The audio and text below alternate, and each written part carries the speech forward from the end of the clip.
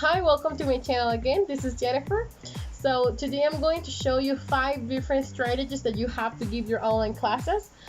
This is going to help you improve the actual use of the technology that we have. I'm going to show you some different tools that I know by heart that are going to be a lot helpful for you, for your presentations, for your classes and everything. So I hope you enjoyed this video, and as well I'm going to give you the reminder that you can always subscribe to my channel. Let's go ahead and see what happens. So we are going to start checking about the strategies to improve the online teaching here. So right here I'm going to show you the first one. It's just going to be use the technology to your advantage. Now that we are having to receive online classes or give online classes, we are having to use our computers, our cell phones and everything as possible, so then we can get the best resources and then get the classes. So I'm going to show you like a very easy way to access to a website. Maybe it's a normal website that you normally access. You can either add it here like one of your easy accesses, or you can either also add it like favorites. In this case I could add this one like a favorite. Let's see, I have in here all of my favorite things that I always use. For example, if I wanted to go ahead and see about this list, for example, I have already seen this list before. So instead of having to search again for that, I just simply went to the favorite bar that I have in here. If I want to go to other page, I can just simply go to the same one. It's like one of the things that we don't normally use because we are always just going to Google things, but we don't think, oh, maybe it's going to be helpful later, oh, maybe it's going to help me getting details and all that. So this is like one of the ways that you can use the technology in your favor. Besides of that, you can actually, let's go to this other point, you can investigate about new tools you can use. In this case, as you see, I'm using Genially, which is actually one of my favorite platforms to show, actually to make different presentations. In here you can not only do just presentations. I have in here some of the presentations I have done. So in here you have different things to do. You have an option to like maybe do gamification presentations. You can also have like interactive things. Like it's very, I really love this platform, which is the one that I rather to make like the presentations and everything. One of the other things here, which is going to be about these new tools. In this case, when we have in here our students, I have found in here a very interesting tool that is a lot helpful for me. This is actually to make some raffles. For example, we can add some names. Let's say Jenny, Anna, Alice, Joe. And you are supposed to add here prizes. For example, like bowl, flowers. It's just like a price. It's just like a representation. And then let's say that there are just 3 or let's do 4 better. Let's see, computer and cell phone.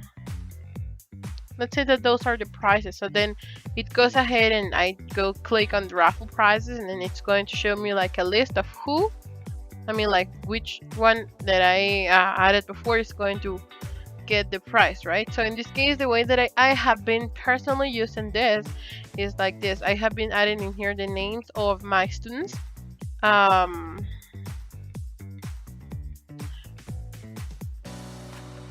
say that these are going to be my students. And then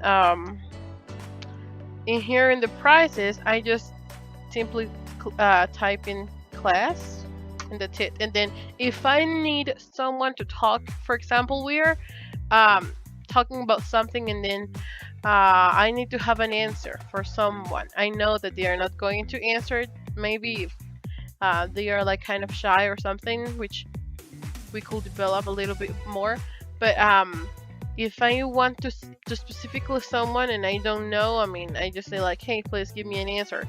I just simply go and add just one word here, and then I go on raffle prizes, and then it's going to show me what's the name. So I will notice in here, oh, Alice, you have to answer this question, etc. So this is a very helpful tool that I will tell you. As you see here, the title of this is Choose Random.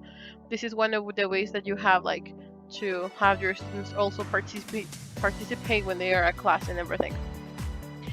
So the third one here is to expect the unexpected, because actually we don't know. I mean, there are a lot of different factors. Sometimes maybe it's our internet, the one that isn't working fine, or maybe like at some point like the technology will fail, so maybe you're like in a video chat, or maybe you're not conferencing. So always expect the unexpected. This is one of the strategies. Like if you weren't able to pull up a presentation, okay, let's go ahead and see.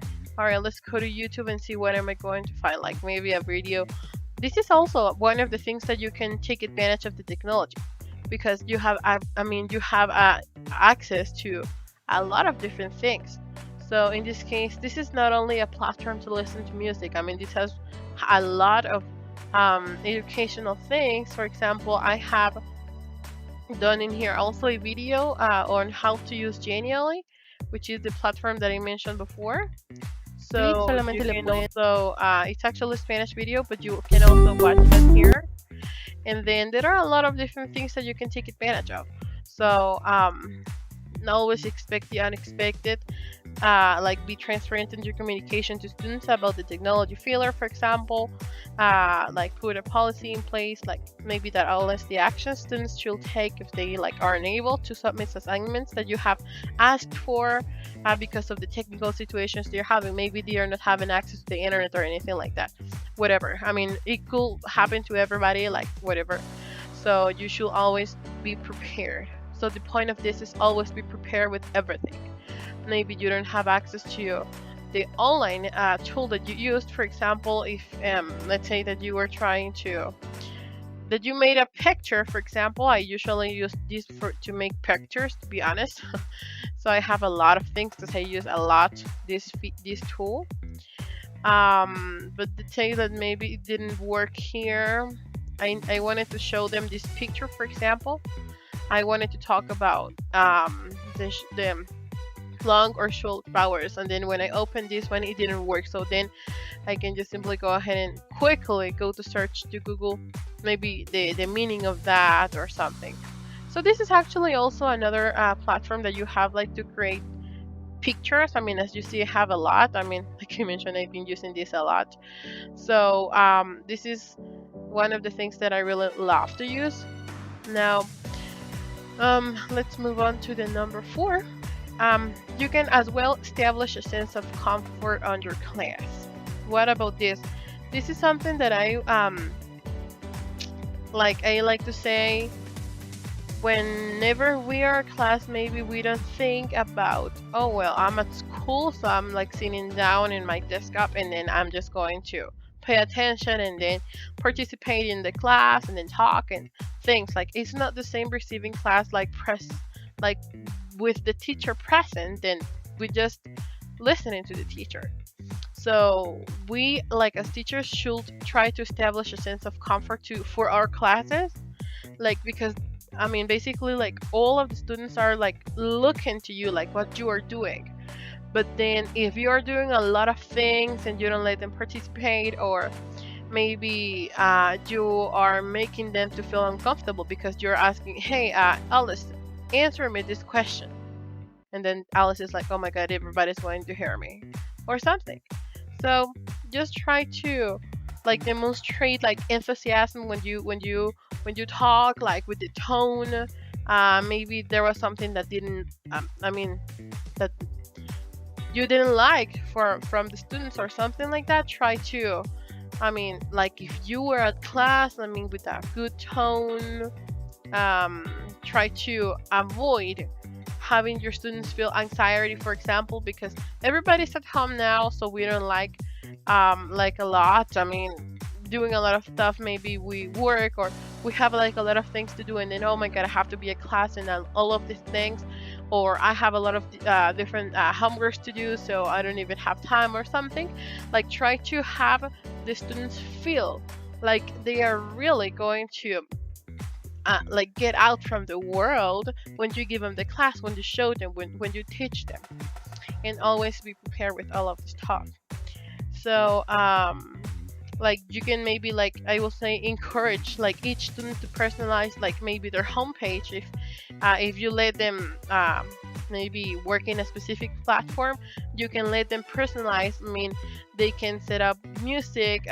They could set up, let's say that they are using like uh, any other tool that allows them to work like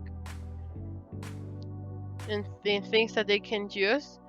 I will say you can let them, you can give them some freedom to like let them use their creativity, and then as well let them like develop that, because at the end of the day they are here to learn, and we as teachers need to know like what are we going to do to I mean, to have them really learn, because we don't know.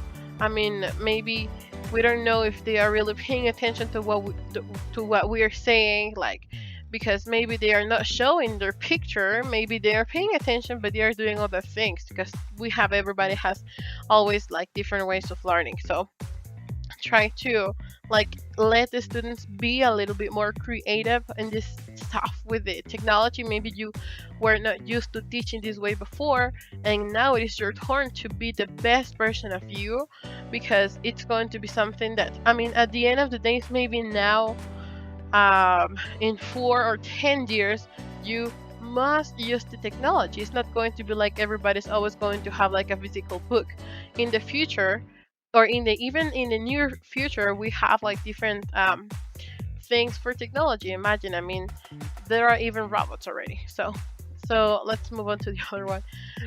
You can promote communication to keep social interaction as well.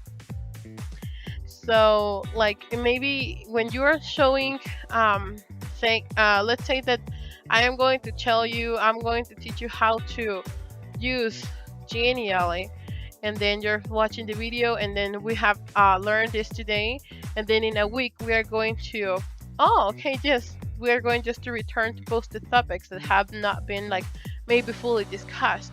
Maybe I'm telling you, oh, right here there is the title, here is the word bar, and then all that. Like, you, maybe we are giving everything, and maybe our students are not getting everything.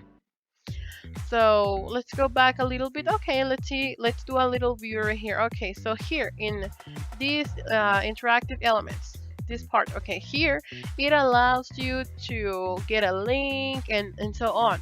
So maybe try to like return a little bit, maybe not always, but always as like hints, so they can tell you if they had any trouble with that, or if maybe things that not were like fully discussed and all that. So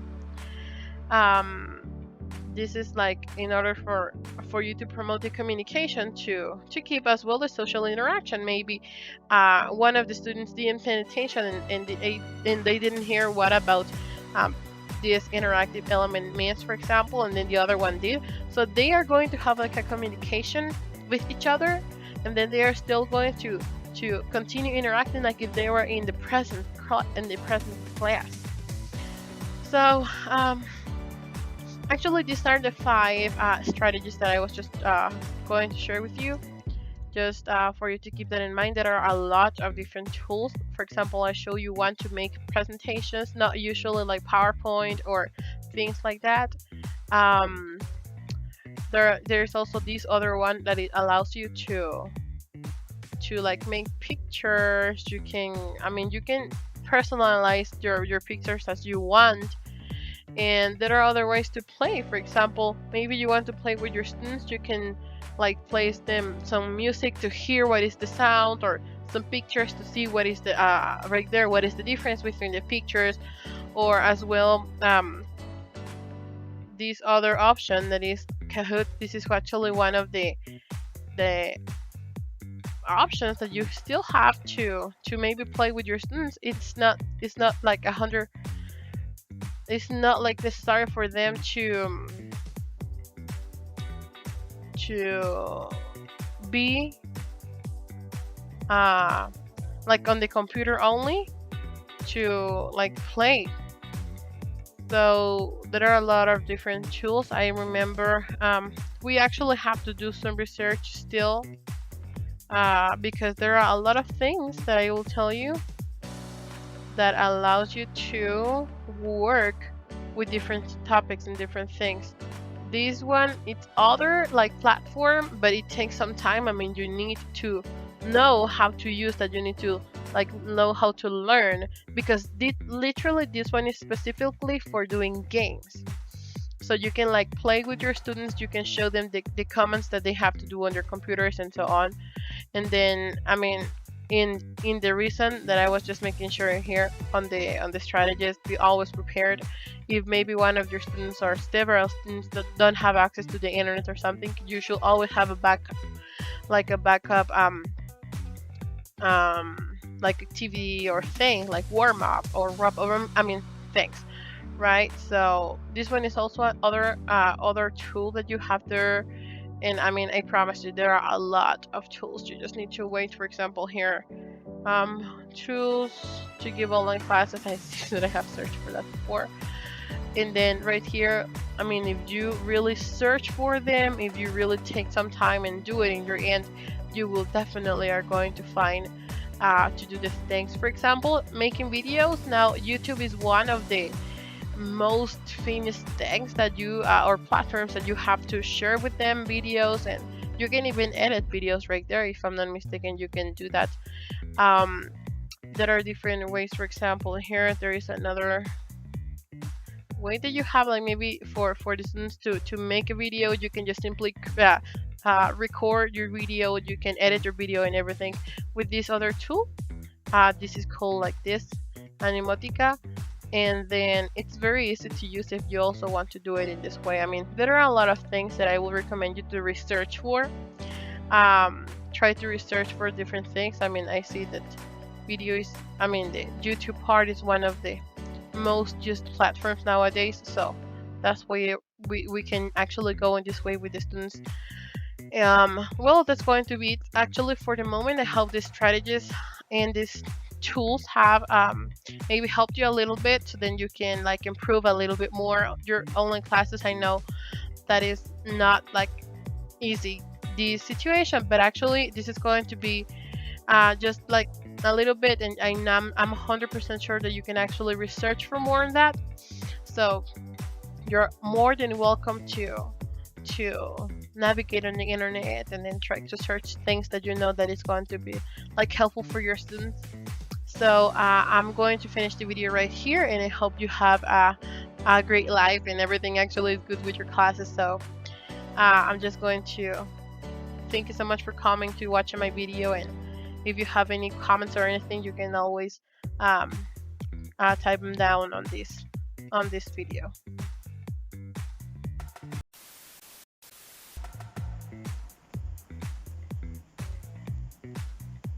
So I hope these tools are helpful. Remember, you can. I'm going to show you 5 different strategies that you have to improve your No, mira. Online. No, no es my online. ¿Pasa? Ahora sí pasa. Te estoy diciendo así, yo y no pasé y pasas. Pero yo pensé que tú estabas hablando. No miras que tengo la cámara enfrente de mí. Ya estoy ciega de tanto que miro esa luz, ya ni miro, solo azul.